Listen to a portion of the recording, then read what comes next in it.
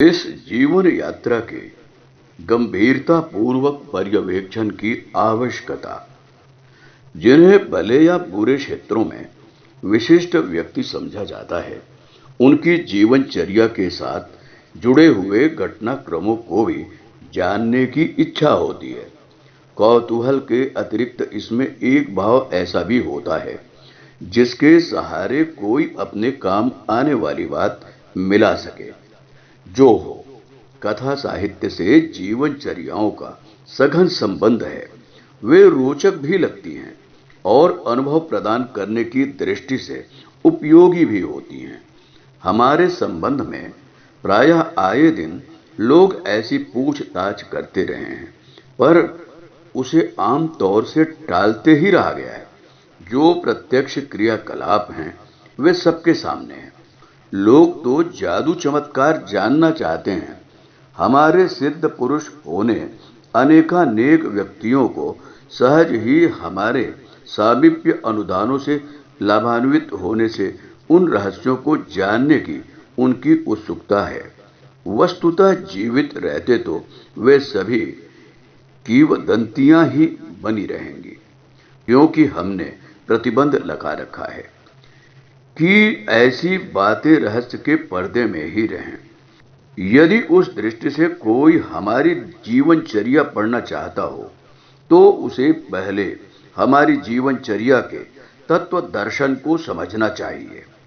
कुछ अलौकिक विलक्षण खोजने वालों को भी हमारे जीवन क्रम को पढ़ने से संभवतः नई दिशा मिलेगी। प्रस्तुत जीवन वृतांत में कौतूहल व अतिवाद न होते हुए भी वैसा सार गर्भित बहुत कुछ है जिसमें अध्यात्म विज्ञान के वास्तविक स्वरूप और उसके सुनिश्चित प्रतिफल को समझने में सहायता मिलती है।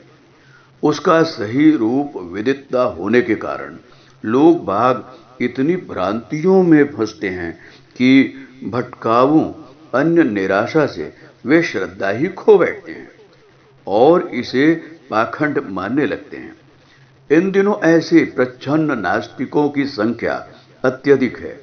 जिनने कभी उत्साहपूर्वक पूजा पत्री की थी, अब ज्यों त्यों करके चिन्ह पूजा करते हैं, तो भी अब लकीर पीटने की तरह अभ्यास के वशीभूत हो करते हैं। आनंद और उत्साह सब कुछ गुम गया। ऐसा असफलता के हाथ लगने के कारण हुआ। उपासना की परिणतियां फल श्रुति पढ़ी सुनी गई थी, उसमें से कोई कसौटी पर खरी नहीं उतरी तो विश्वास टिकता भी कैसे। हमारी जीवन गाथा सब जिज्ञासुओं के लिए एक प्रकाश स्तंभ का काम कर सकती है। वह एक बुद्धिजीवी और यथार्थवादी द्वारा अपनाई गई कार्य पद्धति है। छद्म जैसा कुछ उसमें है नहीं। असफलता का लांछन भी उन पर नहीं लगता। ऐसी दशा में जो गंभीरता से समझने का प्रयत्न करेगा कि सही लक्ष्य तक पहुंचने का सही मार्ग हो सकता था, शॉर्टकट के फेर में ब्रह्म जंजाल न अपनाए गए होते तो निराशा, खीज और थकान हाथ न लगती। तब या तो महंगा समझकर हाथ ही न डाला जाता, यदि पाना ही था तो उसका मूल्य चुकाने का साहस पहले से ही संजोया गया होता। ऐसा अवसर उन्हें मिला नहीं। इसी को दुर्भाग्य कह सकते हैं। यदि हमारा जीवन पढ़ा गया होता, उसके साथ आदि से अंत तक गूंथे हुए अध्यात्म तत्व दर्शन और क्रिया विधान को समझने का अवसर मिला होता, तो निश्चय ही प्रच्छन्न भ्रमग्रस्त लोगों की संख्या इतनी ना रही होती जितनी अब है। एक और वर्ग है विवेक दृष्टि वाले यथार्थवादियों का। वे ऋषि परंपरा पर विश्वास करते हैं और सच्चे मन से विश्वास करते हैं कि वे आत्मबल के धनी थे। उन विभूतियों से उनने अपना, दूसरों का और समस्त विश्व का भला किया था। भौतिक विज्ञान की तुलना में जो अध्यात्म विज्ञान को श्रेष्ठ मानते हैं, उनकी एक जिज्ञासा यह भी रहती है कि वास्तविक स्वरूप और विधान क्या है। कहने को तो हर कुंजड़ी अपने बेरों को मीठा बताती हैं, पर कथनी पर विश्वास न करने वालों द्वारा उपलब्धियों का जब लेखा जोखा लिया जाता है, तब प्रतीत होता है कि कौन कितने पानी में है। सही क्रिया सही लोगों द्वारा सही प्रयोजनों के लिए अपनाए जाने पर उसका सत्परिणाम भी होना ही चाहिए। इस आधार पर जिन्हें ऋषि परंपरा के अध्यात्म का स्वरूप समझना हो, उन्हें निजी अनुसंधान करने की आवश्यकता नहीं है। वे हमारी जीवनचर्या को आदि से अंत तक तो पढ़ और परख सकते हैं। विगत 60 वर्षों में से प्रत्येक वर्ष इसी प्रयोजन के लिए व्यतीत हुआ है। उसके परिणाम भी खुली पुस्तक की तरह सामने हैं। इन पर गंभीर दृष्टिपात करने पर यह अनुमान निकल सकता है कि सही परिणाम प्राप्त करने वालों ने सही मार्ग भी अवश्य अपनाया होगा। ऐसा अद्भुत मार्ग दूसरों के लिए भी अनुकरणीय हो सकता है। आत्मविद्या और अध्यात्म विज्ञान की गरिमा से जो प्रभावित हैं, उसका पुनर्जीवन देखना चाहते हैं, प्रतिपादनों को परिणतियों की कसौटी पर कसना चाहते हैं, उन्हें निश्चय ही हमारी जीवनचर्या के पृष्ठों का पर्यवेक्षण संतोषप्रद और समाधान कारक लगता है।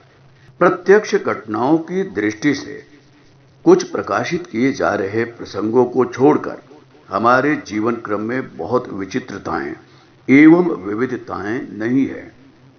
कौतुक कौतूहल व्यक्त करने वाली उछल कूद एवं जादू चमत्कारों की भी उसमें गुंजाइश नहीं है।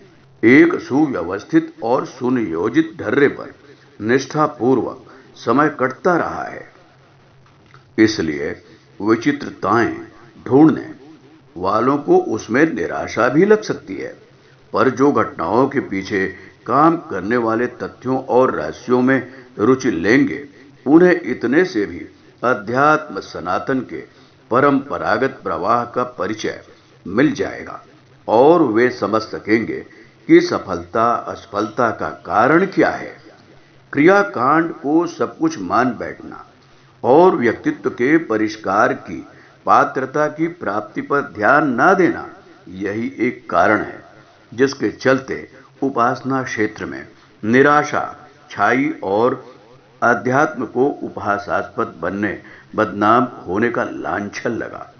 हमारे क्रिया कृत्य सामान्य है, पर उसके पीछे उस पृष्ठभूमि का समावेश है जो ब्रह्म तेजस को उभारती और उसे कुछ महत्वपूर्ण कर सकने की समर्थता तक ले जाती है। जीवनचर्या के घटनापरक विस्तार से कौतूहल बढ़ने के अतिरिक्त कुछ लाभ है नहीं। काम की बात है इन क्रियाओं के साथ जुड़ी हुई अंतर्दृष्टि और उस आंतरिक तत्परता का समावेश जो छोटे से बीज की खाद पानी की आवश्यकता पूरी करते हुए विशाल वृक्ष बनाने में समर्थ होती रही। वस्तुतः साधक का व्यक्तित्व ही साधना क्रम में प्राण फूंकता है, अन्यथा मात्र क्रिया कृत्य खिलवाड़ बनकर रह जाते हैं। तुलसी का राम, सूर का हरे कृष्ण, चैतन्य का संकीर्तन, मीरा का गायन, राम कृष्ण का पूजन मात्र क्रिया कृत्यों के कारण सफल नहीं हुआ था। ऐसा औड़म बौड़म तो दूसरे असंख्य करते रहते हैं, पर उनके पल्ले विडंबना के अतिरिक्त और कुछ नहीं पड़ता। वाल्मीकि ने जीवन बदला तो उल्टा नाम जपते ही मूर्धन्य हो गए। अजामिल, अंगुलिमाल, गणिका, आम्रपाली मात्र कुछ अक्षर दुराना ही नहीं सीखे थे, उनने अपनी जीवनचर्या को भी अध्यात्म आदर्शों के अनुरूप ढाला था। आज कुछ ऐसी विडंबना चल पड़ी है कि लोग कुछ अक्षर दोहराने, कुछ क्रिया कृत्य करने, स्तवन उपहार प्रस्तुत करने भर से अपने कर्तव्य की इतिश्री कर लेते हैं। चिंतन, चरित्र और व्यवहार को उस आदर्शवादिता के ढांचे में ढालने का प्रयत्न नहीं करते जो आत्मिक प्रगति के लिए अनिवार्य रूप में आवश्यक है। अपनी साधना पद्धति में इस मूल का समावेश न होने देने का आरंभ से ही ध्यान रखा गया। अस्तु यह यथार्थवादी भी है और सर्वसाधारण के लिए उपयोगी भी। इस दृष्टिकोण को ध्यान में रखकर ही जीवनचर्या को पढ़ा जाए। हमारी वसीयत और विरासत। लेखक पंडित श्रीराम शर्मा आचार्य।